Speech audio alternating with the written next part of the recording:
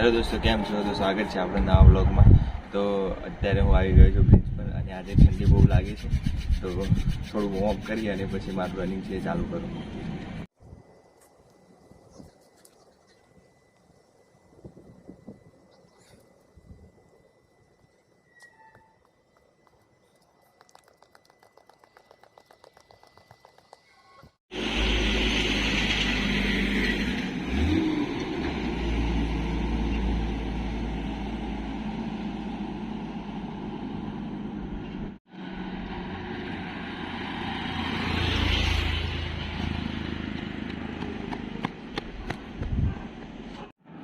આ જે દોડી રહ્યું છે એ કોઈ પોલીસ ભરતીની તૈયારી નથી કરતા. આ છે એક કાકા અને કાકા ઊભો બ્રિજ ચડી રહ્યા છે. તો તમે જોઈ શકો છો કે એમાંના આટલી ઉંમરે પણ કેટલી સ્ટ્રેન્થ છે. તો દોસ્તો, આપણે તો હજી જુવાન છે, આપણી ઉંમર તો હજી 25ની આસપાસ છે. તો આપણે તો કરી શકીએ. જો એ 35 વર્ષે દોડી શકતા હોય, 35-40 વર્ષે, તો આપણે તો આરામથી દોડી શકીએ. બરાબર. ઘણા એમ કહેતા હોય છે મારાથી નથી થઈ શકતું. તો તમે લાઈવ એક્ઝામ્પલ જોઈ શક્યું કે કાકા કેવી રીતે સ્પીડમાં દોડે છે. એ પણ ઊભો બ્રિજ ચડવું એટલે કેટલું કાઢવું છે. બરાબર. તો હવે હું જઉં છું, મારું રનિંગ પૂરું થઈ ગયું છે. તો અત્યારે વાગ્યા છે 5 અને હવે હું ઘરે જઉં છું. આજે ટોટલ 3.5 કિલોમીટર જેટલું રનિંગ કર્યું અને 2-3 દિવસ ગેપ પડ્યો હતો, એટલા માટે આજે નોર્મલ રનિંગ જ કર્યું છે. તો હવે ઘરે જઉં છું અને બને ત્યાં સુધી ઠંડી લાગે છે એમ કરીને બધા બંધ કરી દેતા હોય છે રનિંગ. પણ રનિંગ કરવાની મજા ખરેખર તો શિયાળામાં જ આવે છે. એટલે સવારે વહેલા ઉઠી અને દોડવા જાઓ, રનિંગ કરવા જાઓ. બરાબર. કડકડતી ઠંડી છે એટલે મેં ગરમ પાણી કર્યું છે. ગરમ પાણીમાં લીંબુ અને મીઠું નાખીને પીવું છું દરરોજ સવારે. એટલે ગરમ પાણી પીવાનું સવારે એટલે સારું.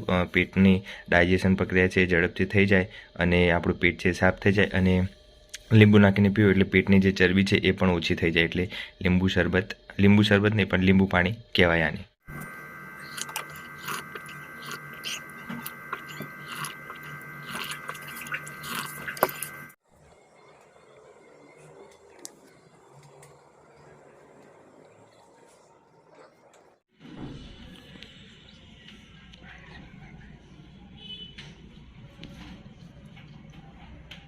દોસ્તો, બપોરના 1 વાગ્યો છે અને હવે હું જાઉં છું ઘરે જમવા અને જમીને પાછું લાઇબ્રેરી આવ્યું. તો દોસ્તો, બપોરના 3 વાગ્યા છે અને હવે જાઉં છું હું લાઇબ્રેરી પાછો વાંચવા.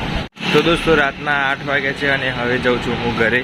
આજે હું મારે ટાર્ગેટ હતો તો એ પૂરો કર્યો. 7 વાગે રોજ હું જતો રહું છું, પણ આજે મારું થોડું બાકી હતું એટલે હું બેસી ગયો છું લાઇબ્રેરી. તો હવે જાઉં છું ઘરે. તો દોસ્તો, ફાઇનલી હું જમીને બેસી ગયો છું મારા સ્ટડી ટેબલ ઉપર અને આજે મેં કરંટ અફેર પૂરું કર્યું છે. અને રિઝનિંગમાં જે પઝલ્સ છે જે વારંવાર પૂછાતું હોય છે એ આજે ચેપ્ટર કર્યું છે. જે મારી જોડે પાર્ટ એ છે એમાં પાર્ટ 1માં નથી પણ પાર્ટ 2 છે એમાં આપેલું છે પઝલ્સ. તો પાર્ટ એ 2માં છે વારંવાર પીએસઆઈમાં પૂછાતો છે. કોન્સ્ટેબલમાં કદાચ નોર્મલ પૂછાઈ શકે છે પણ પીએસઆઈમાં ખાસ કરીને પૂછાઈ શકે છે. એટલા માટે આજે મેં પઝલ્સ કર્યું. જો કેવું આવે છે પઝલ્સ, કદાચ તમે પહેલી વાર જોઈતું હોય તો યુપીએસસીની જીપીએસસીની એક્ઝામમાં તો પૂછાય છે. અને ગઈ પીએસઆઈની પેપર 2માં આઈ થિંક 11 માર્ક્સનું હતું. બરાબર. 5 માર્ક્સનું અને 6 માર્ક્સમાં. તો એ રીતના વારંવાર પૂછાતું હોય છે. તો એ ખાસ કરવું જરૂરી છે. કદાચ આ પીએસઆઈમાં રિઝનિંગ વધારે માર્ક્સ છે, 50 માર્ક્સનું રિઝનિંગ છે, એટલા માટે પૂછાઈ શકે છે. એટલે ખાસ કરી દેજો એ. અને હું તમને થોડું એક્ઝામ્પલ બતાવી દઉં કેવી રીતના પૂછાય છે. તો એ ખાસ એવી રીતના પ્રેક્ટિસ પણ કરી લેજો તો વાંધો નહીં આવે. તો દોસ્તો, આવી રીતનું છે કોયડું. બરાબર. કોયડા કહેવાય છે પઝલ્સ.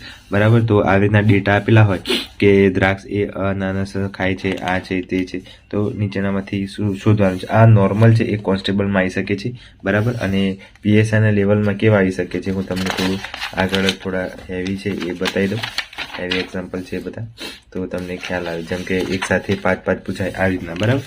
તો જોઈ શકો છો આવી રીતના ડેટા આપેલો ABCD વિદ્યાર્થીઓ, તેના 4 અલગ અલગ PQRS શહેરો છે.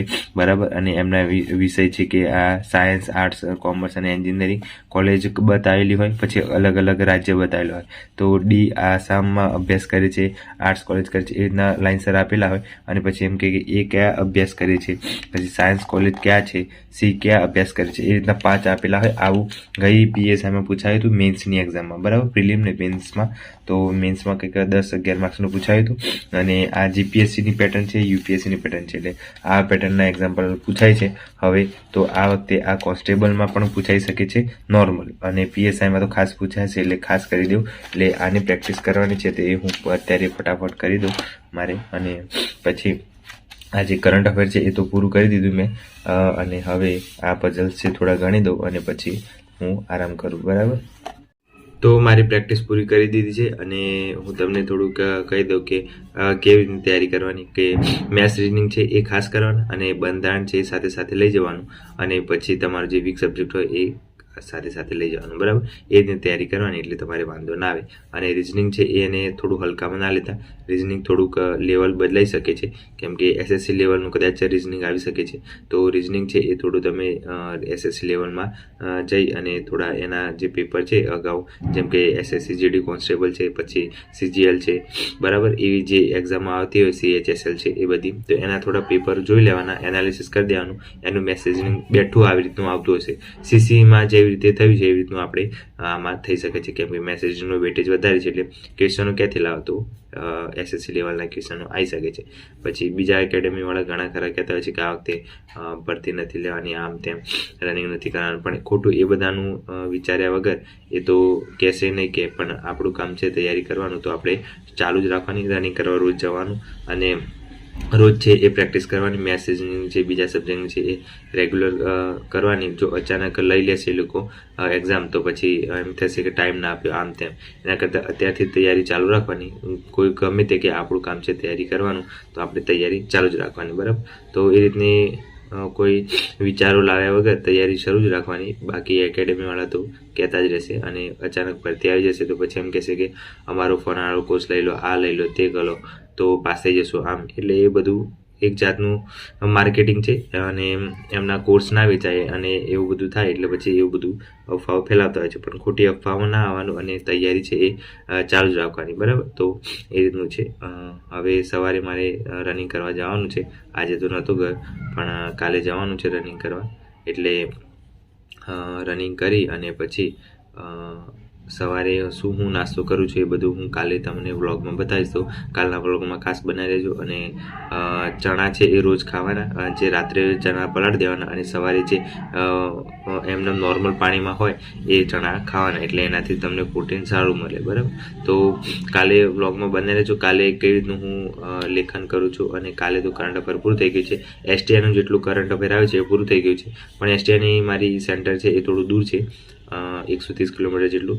તો જોઉં કે એસટીઆઈની એક્ઝામ આપવા જવી કે નહીં જવી, પણ વિચારું છું કે જવું કે ના જવું. હજુ ટાઈમ છે ત્યાં સુધીમાં શું થાય છે શું નહીં જોવું. અને મારે જે એસટીઆઈનો સિલેબસ છે અને પીએસઆઈનો સિલેબસ છે ઓલમોસ્ટ સેમ છે, એટલે જોઈએ હવે શું થાય છે. બરાબર, કરંટ અફેર હવે એક પીડીએફ બાકી છે, ઓલમોસ્ટ બધું પૂરું થઈ ગયું છે, પણ ખાલી પાછળના ક્વેશ્ચનો છે એ સોલ્વ કરવાના છે, એટલે એ કાલે સોલ્વ કરી દઈશ, એટલે પૂરું થઈ જશે ફાઇનલી કરંટ અફેર. બરાબર, અને પછી ફરીથી રિવિઝન ચાલુ કરીશ. તો ટેલિગ્રામમાં હું રોજ મૂકતો રહીશ કે આજે આ દિવસ કરવાનું, કાલે આ દિવસ આ કરવાનો, આ ચેપ્ટર કરવાના, મેથ્સમાં કરવાનું, એ રીતનું. બરાબર, તો ખાસ બને રહેજો મારી સાથે. અને રિવિઝનનું કાલે પરમ દિવસથી ચાલુ કરી દઈશ રિવિઝન. બરાબર, એટલે રિવિઝનમાં પણ તમે સાથે સાથે કરતા રહેજો, એટલે તમને પણ વાંધો ના આવે. બરાબર, તો આજ માટે આટલું રાખીએ અને મળીએ નવા વિડીયોમાં. જય હિન્દ, જય ભારત.